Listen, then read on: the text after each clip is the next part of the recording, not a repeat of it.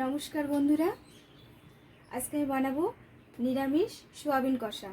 তাদের সোয়াবিন লাগবে, আলু, টমেটো, আদা বাটা, টক দইয়ের সঙ্গে আমি চিনি মিশিয়ে রেখেছি একবারে, লবণ, ঘি, সরিষার তেল আর ফোড়নের জন্য জিরে, দারুচিনি, শুকনো লঙ্কা আর তেজপাতা। আর এখানে হলুদ গুঁড়ো, জিরে গুঁড়ো, একটু গরম মশলা নিয়েছি আমি এটা মাখবো বলে, আর লঙ্কার গুঁড়ো। এবার সমস্ত উপকরণ দিয়ে আমি মেখে নেব।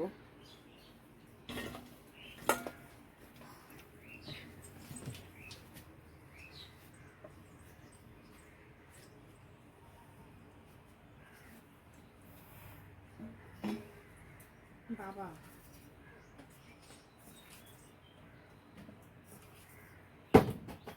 আমি লবণটা একটু বেশি দেব, কারণ এখানে যেহেতু টক দই, টমেটো, আবার একটু ঘি ব্যবহার করব, তার জন্য লবণের পরিমাণটা একটু বেশি লাগবে।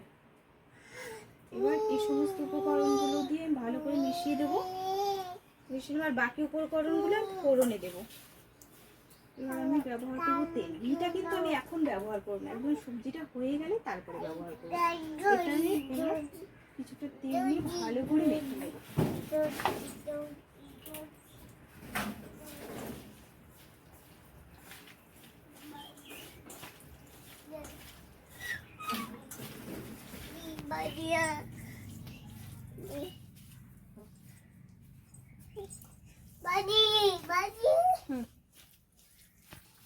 আমার মাখানো হয়ে গেছে।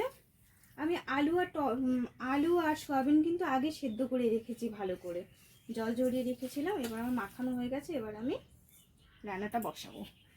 হয়ে গেছে, আমি সরিষার তেল দিলাম।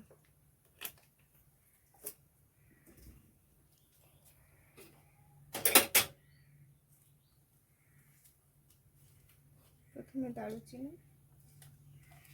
তেজপাতা, শুকনো লঙ্কা, এবার আমি জিরে দেব।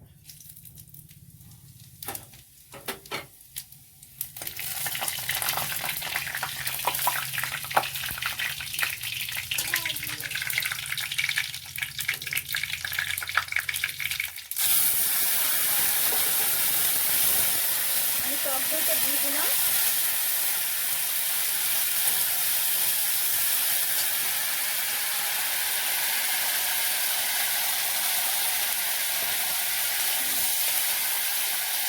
এবারে এই যে মাখানো সয়াবিনটা দিয়ে দেবো।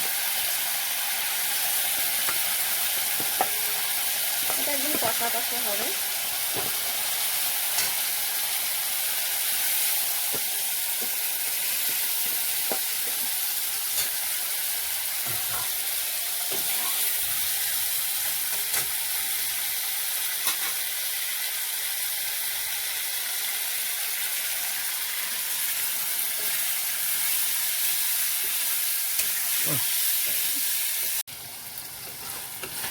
এই যে বন্ধুরা, সবজিটা কষছে, আরেকটু কষাবো, তেল ছেড়ে দিচ্ছি প্রায়, আরেকটু কষাবো।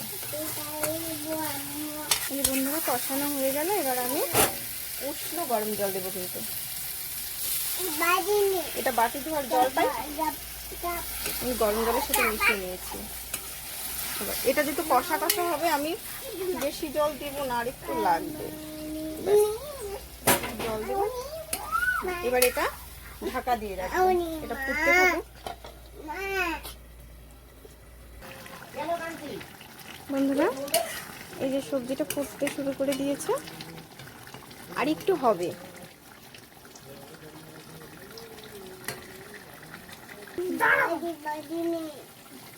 এবার গরম মশলা দিলাম, দেবো। এবার নামানোর সময় দিয়ে দেবো। এই তো বাবা, হয়ে গেল সবজি।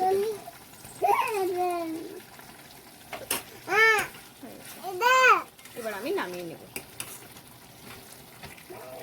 বন্ধুরা, আমার সোয়াবিন কষা রেডি হয়ে গেছে। এভাবে আপনারা বানিয়ে খেয়ে দেখবেন, ভালো লাগবে। এটা রুটি, পরোটা, লুচি এবং ভাতের সঙ্গে সব কিছুর সাথে ভালো লাগবে এটা। নমস্কার বন্ধুরা।